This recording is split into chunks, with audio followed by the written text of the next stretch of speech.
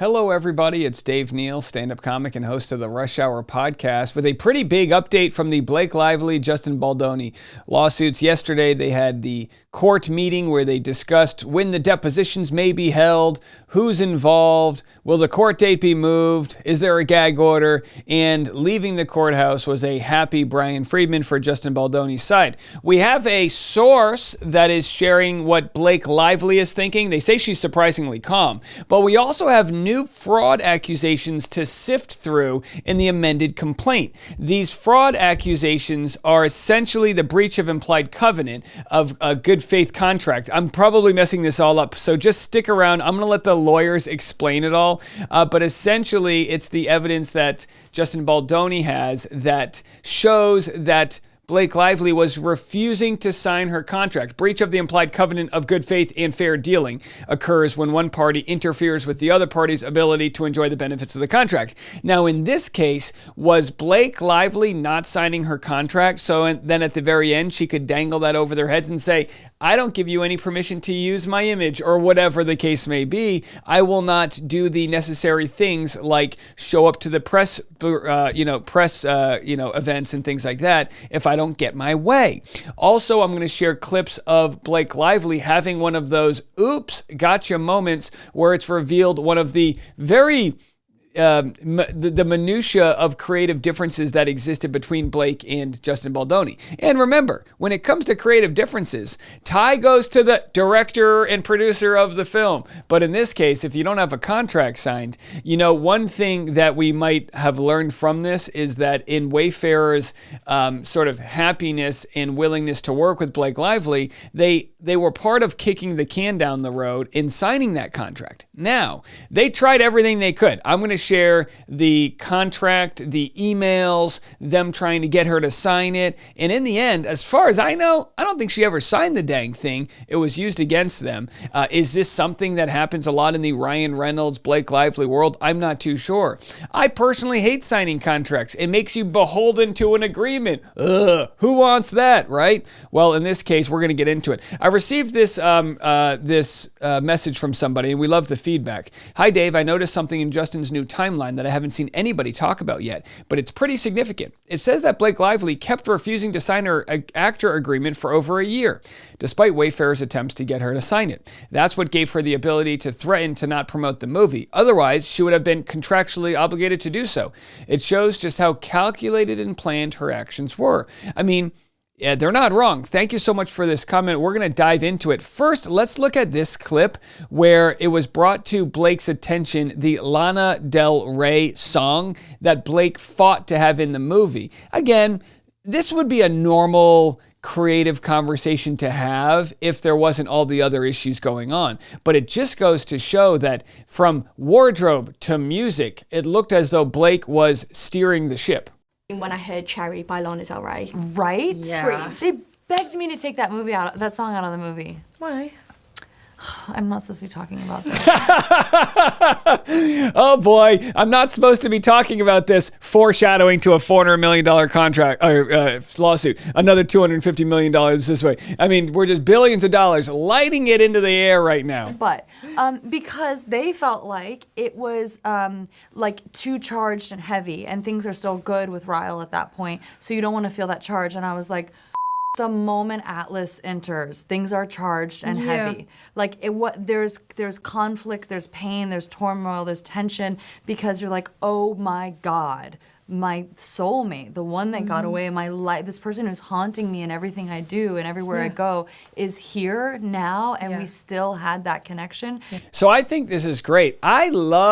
I mean, wouldn't you love to see your actor have this much passion about what they're talking about? The only problem is, that passion can only go so far. It's not your vision. You do not have the rights to this. It does not end with you. It ends with Justin Baldoni and his contract. He responds, and by the way, at this point, a depleted man, although, you wouldn't tell by looking at his strong toned clavicles, but I wish my clavicles stuck out like that. I'd be wearing my shirt open too. I have a Velcro, I'd just rip it open for every interview. But he looks exhausted, but he still continues to praise Blake Lively's creative input. On Instagram, where you two are in the street and it's where you really kiss for the first time, and she's, sort of showing you, like pulling you into her and showing you how to embrace her. Yeah. And people are loving that. Yeah, I mean, look, Seeing the collaborative effort. I don't think people realize how involved she was in this movie. And she's a producer on the film from the beginning to the end. She was extremely involved. So he's commenting after there's been harassment claims made with the contract and all of the other things. The sign this, the berating by Ryan Reynolds. He cares so much about this movie that rather than roll his eyes and talk about creative differences, he's doing that thing his religion preaches, which is focus on the good and expand on that, which is, oh, she's got so much creative control, you've got no idea. And again, we'll find out through this amended complaint. So we go through this timeline. June 15th, and by the way, this was, 5-6 months ago? So this was November, December of 2024. So a full year earlier, production of the film was temporarily halted on June 14th, 2023 due to the Writers Guild picketing. The next day, June 15th, production was notified that the WGA had agreed not to picket their set, allowing filming to continue. Production attempted to reach out to Lively to stay until the 23rd as originally planned, but she had already made arrangements to join her husband in London and refused to return. In total, Lively shot for 16 days during phase 1 of production. That being the Writers Guild, and then they had their strike, which again, I don't know how much of that would apply to something in production. You just wouldn't be able to write script rewrites. Below, not that that would stop them. Below is the email from It Ends With Us production attorney notifying Lively's lawyer that despite Lively's unavailability, production had not shut down, and further inquired about the status of the still unsigned certificate of engagement, the preliminary contract required before commencing work. This email was sent on June 21st. So what we're going to discuss now is the attempts that Wayfair made to get Blake to sign her contract and what the heck went down as to why she didn't sign it. And I'm going to share with you what this looks like in their new amendment to their complaint. Also, stick around. I'm going to share what sources say Blake Lively said. This article came out literally seconds ago. So we're going to get into that. A lot to get into in this video. So we have the documents here. This is what they said. Again, Wednesday, June 21st, summer solstice 2023, almost 2 years ago. Yes, we had to shut down for 1 day due to the strike. However, after receiving a waiver from the WGA the next day, we were cleared to pick up again. So Wayfair shuts down for 1 day, and Blake's like, peace, I'm going to the UK. And maybe, obviously that was like she preemptively jumped the gun on that. But maybe, maybe it's to reunite the babies with the father. Like, again, that happens. If that happens with sort of an A-lister, a diva, then that's all it is. But there's so much more to the story. Production made the attempt to reach out to stay until the 23rd as planned, but we're told that she was leaving, and as a result, we are using the time to shoot other scenes where Blake's character is not in. Let me tell you something. For a movie to shuffle everything around like that, it was probably people working 24/7. New locations. Get that actor. Are you ready? Wardrobe's not ready for this. Get this. I need the prop guy. All the different things. 700 background for the whatever scene. It's intense to move one thing around. And the fact that she left without permission just goes to show sort of the reckless disregard for protocol on set. We have to do pickups at a later time. As of now, production has not shut down. Could you please advise on the status of getting the C of E signed? That's the certificate of engagement. And then the next day, Wayfair undertook a significant and costly effort to rework their shooting schedule, prioritizing scenes featuring the younger versions of the characters who had not shot any scenes thus far over those requiring Blake. This was no small task as it involved, just like I said, relocating to different locations, securing revised shooting permits on short notice, coordinating adjustments to travel plans. They need to get a horse. They need all these things. And then anyhow, they talk about all of that, but I want to jump over to the actual amended complaint here, page 63, and I'm going to share 3 different pieces of this. So we saw right there the actual evidence of them trying to get her to sign. Has anyone signed a DocuSign on your phone? You can literally sign it while you're taking a dump. You know what I mean? And why is that important? Well, Point 7, no filming nude or sex scenes except per nudity rider, and no use of prior nude scenes without nudity rider. This is the Baldoni response to the new complaints that Blake had to return to filming, saying, I need you to agree to all of this or I won't return. So they had to agree to things that didn't even happen. Lively was provided a nudity rider approved by the SAG intimacy coordinator and was given ample opportunity to provide notes before production commenced. Despite constant pursuit over several months, Lively's attorney never produced notes. Lively not only didn't sign the nudity rider during the first phase of production, but never even signed her employment agreement. Hey, maybe maybe Jupiter was in vertigo or some astrology. You know how it is when you don't want to sign a contract when Mercury's in retrograde. I don't know. I don't know. Asparagus is bloating. What are the terms? Whatever it is. You don't know. Maybe I can understand, not wanting to sign on a certain day. But by the way, my wife when we got married, my wife wanted to get married in Mexico, but the day to get married, the actual day we needed our signatures, was like a good day for the way the moon hit the fallen crest of the snow, whatever. And because of that, it cost us so much more money, because doing a legal marriage outside the country versus like a ceremonial one. And I was like, all right, you know what, astrology, you're costing me a lot of money now. And she was like, what a Taurus. And I was like, oh gosh, dang. Anyhow, I digress. So they didn't sign anything. Lively's attorney never produced notes. They never signed anything, not just with the certificate of engagement, but also the nudity rider, which is important, because how can you claim someone crossed a line when you wouldn't even sign what that line was? The Screen Actors Guild states that producers must provide actors 48 hours notice before call time to review and negotiate the nudity rider. A nudity rider approved by the SAG intimacy coordinator working on the production was provided to Lively's counsel on May 8th. Wayfair's attorney communicated that they would like it signed by May 11th and requested they send any notes they may have. On May 12th, Lively's attorney finally responded that they were reviewing the nudity rider and would come back with notes. Their focus then shifted to ensuring Lively's fee was deposited in escrow, and they became fixated on that. Despite Wayfair's repeated requests for Lively to sign the customary certification of engagement first. So she wanted to be paid before she signed the contract. And I'm assuming, like they say here, ultimately, despite constant pursuit, it became clear that Lively had no intention of signing the nudity rider or her contract at that time. The footnote: when working with an actor who may take time to sign the main actor agreement, it is customary to send a certificate of engagement to protect the copyright of the film. Wayfair negotiated the terms of said certificate of engagement, but though it was approved by Lively's counsel, never received a signed copy. So here it goes. Hope you enjoy the 4th of July. Very confused at what's going on. Escrow is made in good faith, and we still don't have a signed copy of certificate of engagement and have been confirmed for almost 2 months. Also, we still don't have the SAG start paperwork, which has been outstanding for over a month. Lastly, please confirm the last 2 payments are still being held in escrow. Thanks, Wayfair's counsel. So they're putting the money where their mouth is, and they're not getting the signed documents in return. Months later, the demand for a nudity rider became a part of the 17 demands, presented as if it were Wayfair and not Lively who was the cause of its absence. And by the way, this was a big deal. Oh, they didn't have the nudity rider. This is a big deal post-Me Too movement, right? These nudity riders, yes, they existed before, but intimacy coordinators, this was not a mandatory thing like it is now. These protections exist, except the person they're there to protect didn't fulfill their end of getting that protection. Only one scene involved simulated nudity that had ever even been filmed, and it was a scene that Lively knew of well in advance, given that she wrote it herself, knew when it would be filmed, and directed the action herself, never requesting a nudity rider or an intimacy coordinator. So their response is, you're acting like we didn't have any of this. You wrote the scene, you didn't want one, and that was it. It was just, so Lively entitled to personal representative on set. So it goes on and on. Let's go to, did we cover 106 and 107? We did. So let's go to page 81. And we're going to continue to discuss some of the evidence that they have. In April and May of 2024, Lively's extortionate threats. Oh boy, that's a heavy word.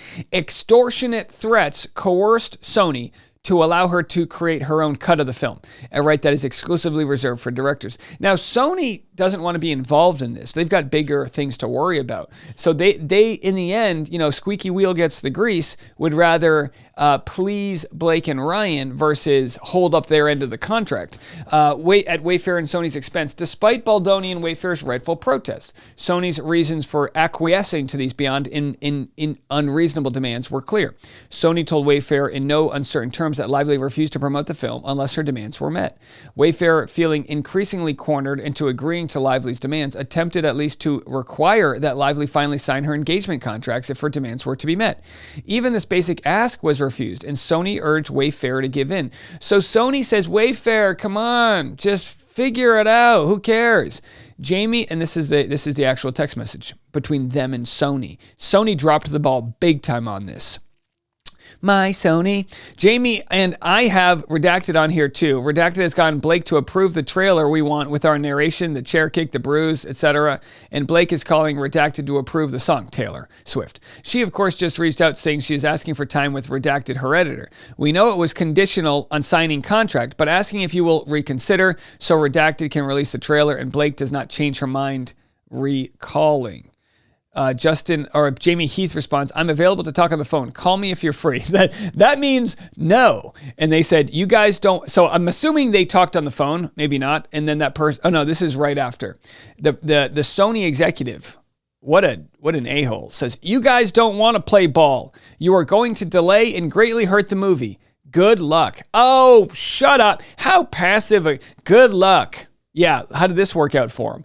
Not playing ball. That is only if you want to make this date. We are going to need to push, finish director cut, and we can have multiple previews down the road. So my guess is Sony has no idea what they're working with right now. Absolutely no idea. Baldoni and the film's original editors were not even allowed to see Lively's cut, even if just to see how much of their work had been replaced. We already shared all that.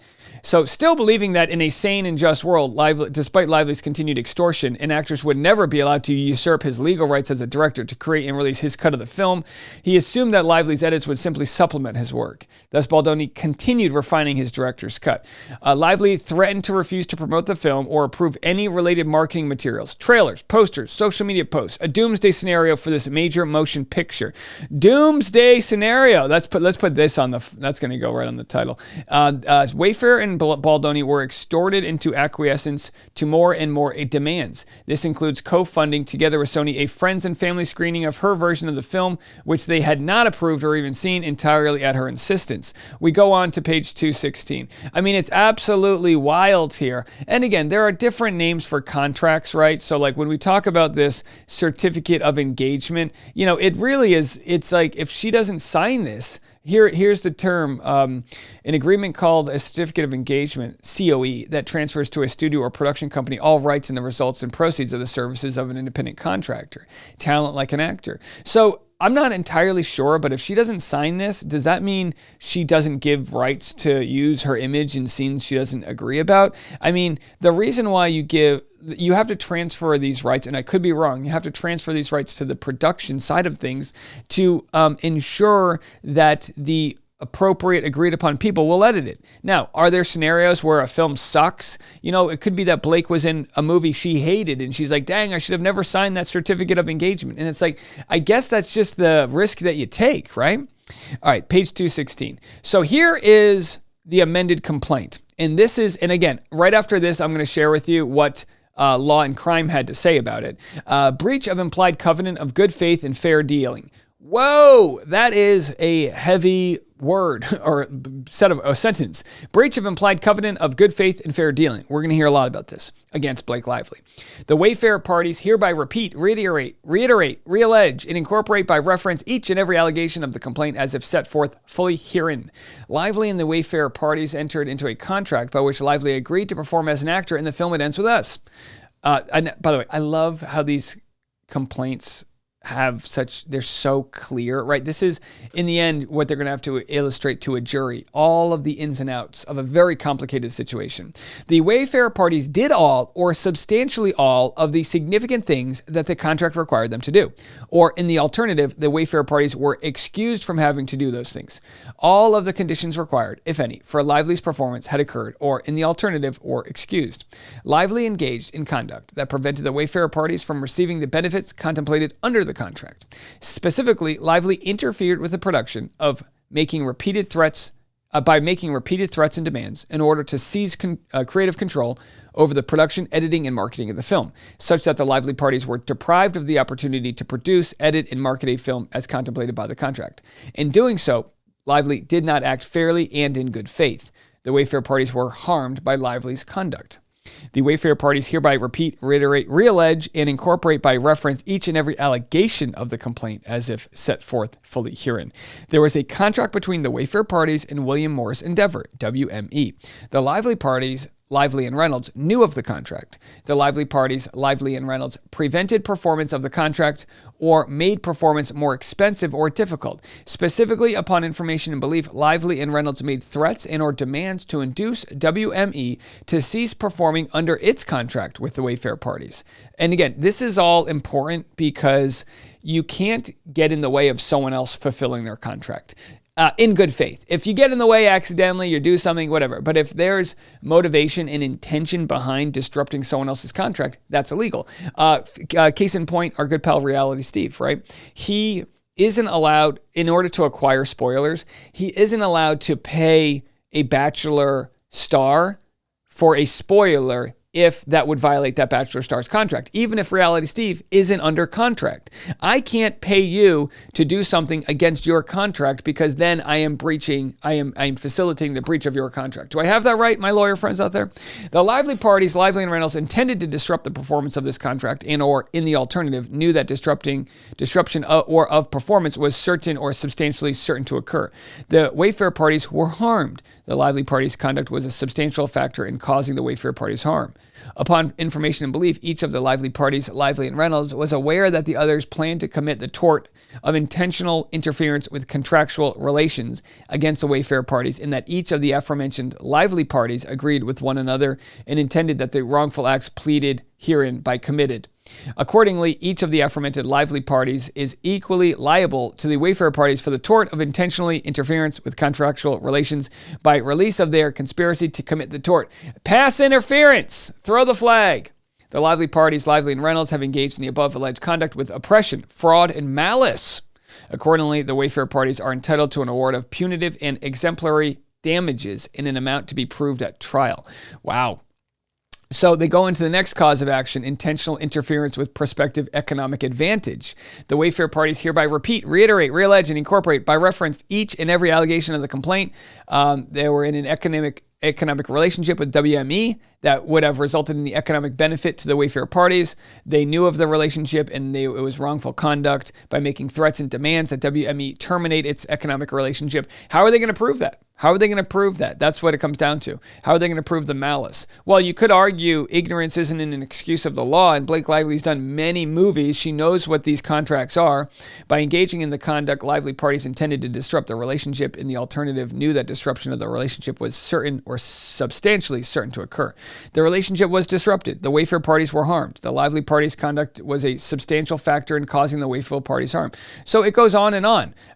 Negligent interference with prospective economic advantage. So all of the same thing, different crimes, but again, and then again, they get into fraud against the New York Times. So let me take a quick break. I'm going to play for you what was said on Law and Crime, and then after that, we're going to end this video saying what Blake's side is currently saying about why she's surprisingly calm. Have a listen to this. So there's two separate issues. Was Justin Baldoni sexually harassing Blake Lively on the set? And also, did he engage and devise a smear campaign against her? The more he's showing that she took control of the film, the more that she took control of the wardrobe, the script writing, that he wasn't allowed to attend the premiere, how much does that relate to the smear campaign? Because there's two ways to look at it, right? Either A, I worked with my PR representatives to hide what I did on set. I knew she was coming out. I wanted to get out in front of it. I wanted to make her look bad. This is what Blake Lively would claim. Whereas he could say, they're leveling false allegations against me. I'm getting boxed out of my own film. I'm on the defensive. Talk to me about, that connection between how well, because I think he's made a pretty good argument so far based on the messages that she was taking pretty strong control. Was it because, she was power hungry? Or was it because he really was doing something on set?